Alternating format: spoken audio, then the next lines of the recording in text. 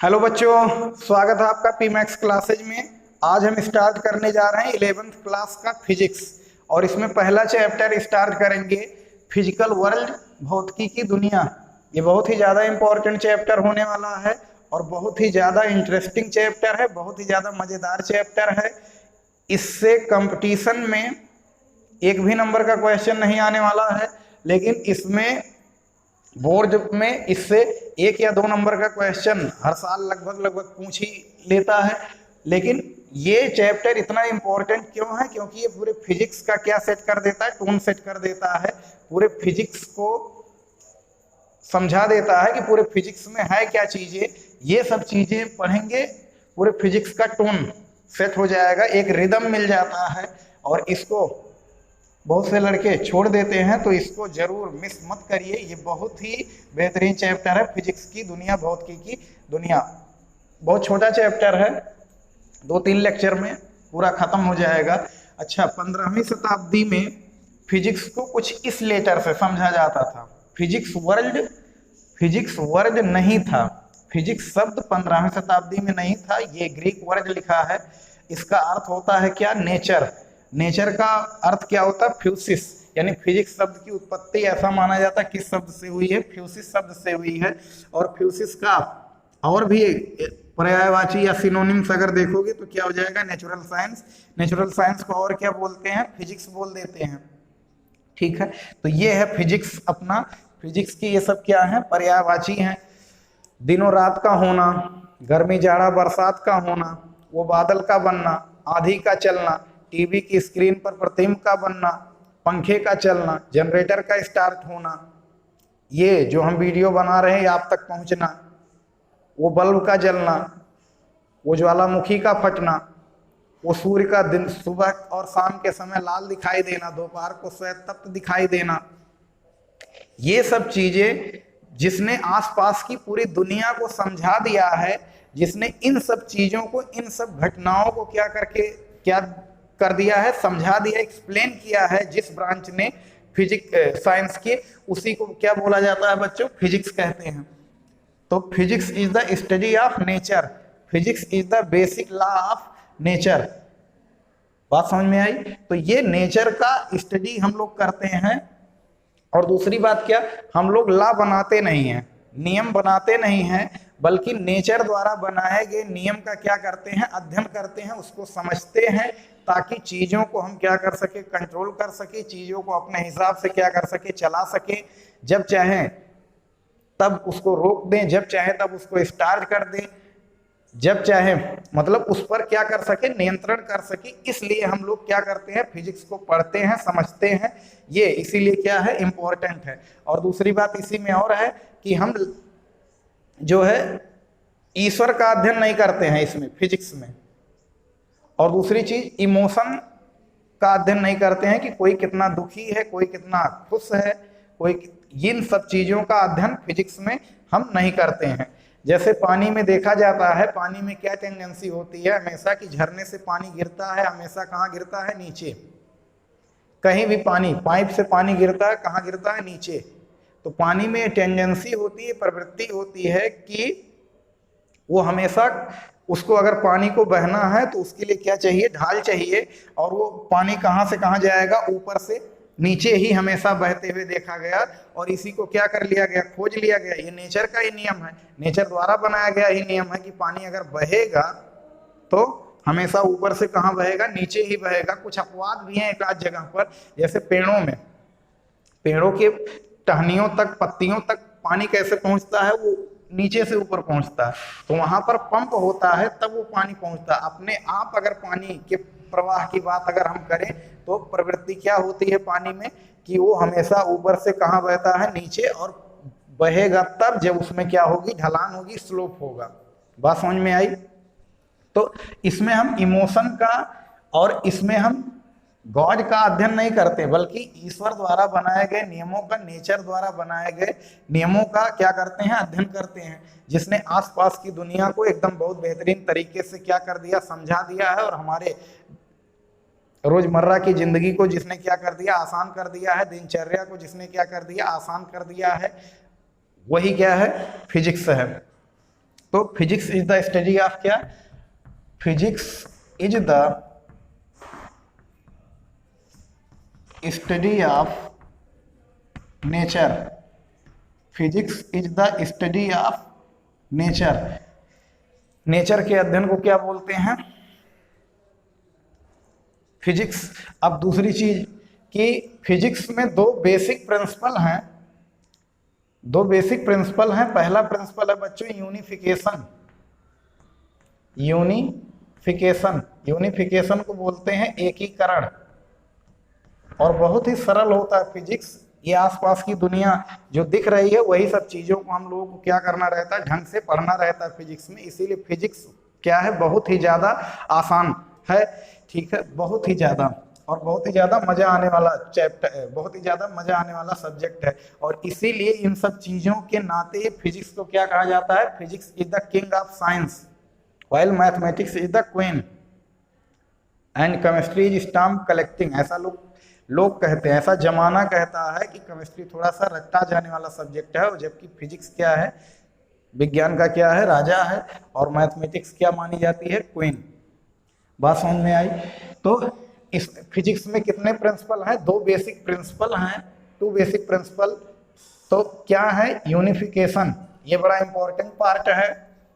और दूसरा क्या होता है, रेडक्शनिज्म, संघीकरण भी कह सकते हैं, रेडक्शनिज्म, रेडक्शनिज्म, रेडक्शनिज्म को बोलते हैं न्यूनतमीकरण, न्यूनतमीकरण या तोड़ मरोड़ करना, ये सब चीजें होती है। तो यूनिफिकेशन में क्या होता है, बहुत ढेर सारी लॉ को, बहुत ढेर सारी घटनाओं को एक सिंगल लॉ से समझा देने की प्रक्रिया को क्या बोलते हैं, यूनिफिकेशन।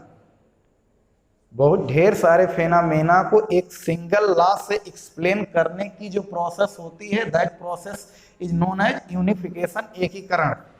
जैसे सेब का गिरना, सेब का गिरना, एप्पल फॉलिंग, चंद्रमा का पृथ्वी के चारों ओर घूमना, रिवॉल्विंग ऑफ मून अराउंड अर्थ। फिर क्या, पेंडुलम का स्विंग होना, पेंडुलम का स्विंग होना। ये सब अलग अलग दुनिया की बातें हैं, ये सब अलग अलग दुनिया की बातें हैं, लेकिन इनको एक सिंगल लॉ से एक्सप्लेन किया जा सकता है। उस लॉ को हम क्या बोलते हैं, गुरुत्वाकर्षण, ग्रेविटेशन लॉ, गुरुत्वाकर्षण नियम, गुरुत्वाकर्षण नियम, ग्रेविटेशन लॉ। सब किसके प्रिंसिपल पर बेस्ड हैं, सब किस सिद्धांत पर, गुरुत्वाकर्षण के सिद्धांत पर। सेब गिरता है गुरुत्वाकर्षण, चंद्रमा पृथ्वी के चारों ओर घूमती है तो वो भी गुरुत्वाकर्षण बल के कारण, और पेंडुलम का स्विंग होना, इसमें भी हर जगह क्या है, गुरुत्वाकर्षण है। तो हमारी ये हमेशा से क्या रहती है, सोच रहती है कि बहुत ढेर सारी चीजों को हम एक सिंगल लॉ से समझें, एक सिंगल नियम से समझें, जिससे चीजें क्या हो जाए, आसान हो जाए, ठीक है।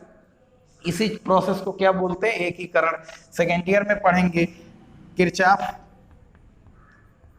का वोल्टता नियम, किरचॉफ का वोल्टता नियम, बर्नौली का फर्स्ट ईयर में ही पढ़ेंगे। आगे बर्नौली का प्रमेय पढ़ेंगे, द्रवों के प्रवाह से संबंधित। फिर पढ़ेंगे लेंज का नियम, लेंज का नियम क्लास 10th में भी थोड़ा बहुत पढ़े हैं, लेकिन इंटरमीडिएट में बहुत ज़्यादा डिटेल में पढ़ेंगे लेंज का नियम।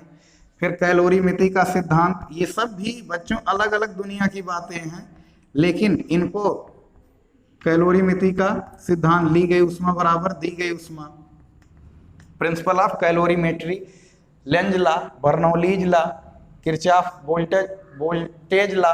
तो ये सब चीजें अलग अलग दुनिया की बातें हैं, लेकिन इनको एक सिंगल लॉ से एक्सप्लेन किया जाता है, जिसको क्या बोलते हैं, law of conservation of energy, ऊर्जा संरक्षण नियम। इनको एक्सप्लेन करने वाला जो एक सिंगल लॉ है, वो सब बेस्ड है किस पर, ऊर्जा संरक्षण के नियम पर। तो ये हमारी कोशिश रहती है कि बहुत ढेर सारी घटनाओं को हम एक सिंगल लॉ से क्या कर दें,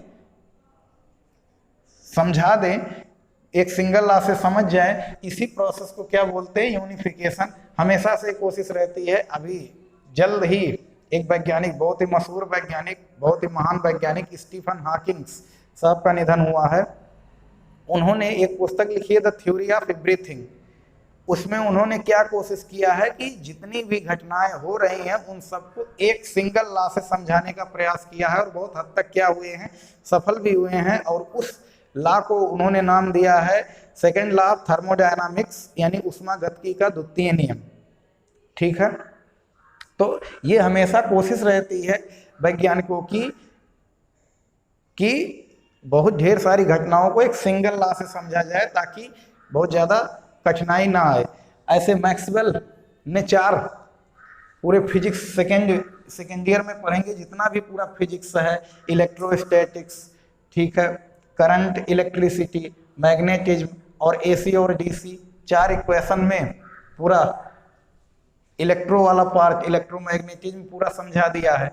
तो इस तरह से 4 इक्वेशन से उन्होंने समझा दिया। मैक्सवेल माने ग्लेन मैक्सवेल नहीं, ये बहुत ही दिग्गज वैज्ञानिक है, जेम्स क्लर्क मैक्सवेल। तो उन्होंने, तो ये हमेशा से हमारी कोशिश रहती है कि बहुत ढेर सारी घटनाओं को एक सिंगल लॉ से क्या किया जाए, समझाया जाए। इसी प्रोसेस को क्या बोलते हैं, यूनिफिकेशन। फिर रिडक्शनिज्म क्या है, ये उतना इंपॉर्टेंट नहीं है, न्यूनतमीकरण।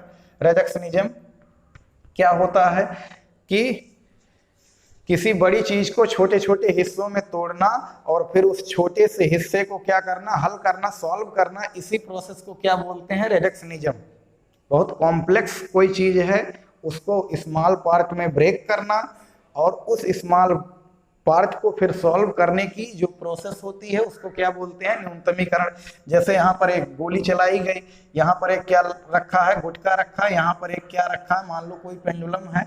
ये गोली बहुत हाई स्पीड से आई और इस गुटके में एंट्री किया और इस गुटके के आर पार होते हुए फिर इसने पेंडुलम को हिट किया। पेंडुलम कहाँ चला गया, ऊपर। तो अगर हमें ये पता करना है कि पेंडुलम कितना ऊपर गया, तो इस चीज को हम डायरेक्ट नहीं सॉल्व कर सकते हैं। पहले इधर वाला हिस्सा सॉल्व करेंगे, इधर स्पीड क्या थी, इधर एनर्जी क्या थी, कैसे क्या एनर्जी कंजर्व थी, इधर ऊर्जा कैसे सब। तो इसको स्मॉल पार्ट में हम क्या करेंगे, यहाँ भी ऊर्जा संरक्षण, यहाँ भी ऊर्जा संरक्षण, यहाँ भी इस तरह से ऊर्जा संरक्षण का नियम बार बार लगा, ऊर्जा ट्रांसफर हुई है। तो इसको हम छोटे छोटे हिस्सों में क्या करेंगे, सॉल्व करेंगे।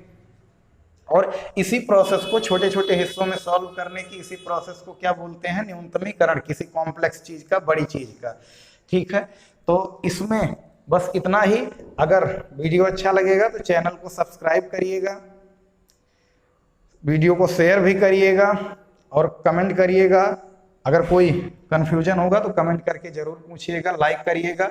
और मिलते हैं अगले लेक्चर में, उसमें हम पढ़ेंगे कि what is the scope of physics. ठीक है, तब तक के लिए पढ़ाई करते रहें। All the very best.